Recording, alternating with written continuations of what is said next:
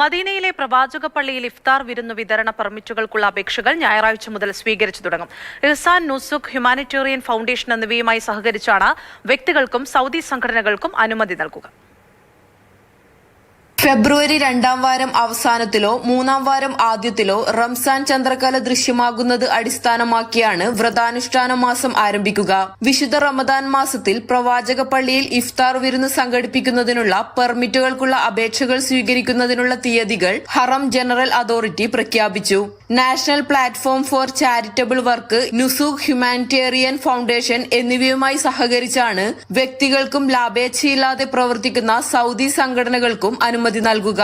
വ്യക്തികളിൽ നിന്ന് അപേക്ഷകൾ ജനുവരി 25 ഞായറാഴ്ച ആരംഭിച്ച് 2 ദിവസത്തേക്ക് തുടരുമെന്ന് അതോറിറ്റി അറിയിച്ചു. സംഘടനകളിൽ നിന്നുള്ള അപേക്ഷകൾ ജനുവരി 28 ബുധനാഴ്ച ആരംഭിച്ച് 3 ദിവസത്തേക്ക് തുടരും. നിബന്ധനകളും വ്യവസ്ഥകളും സേവന ആവശ്യകതകളും അവലോകനം ചെയ്യാൻ അപേക്ഷകർക്ക് നിർദ്ദേശമുണ്ട്.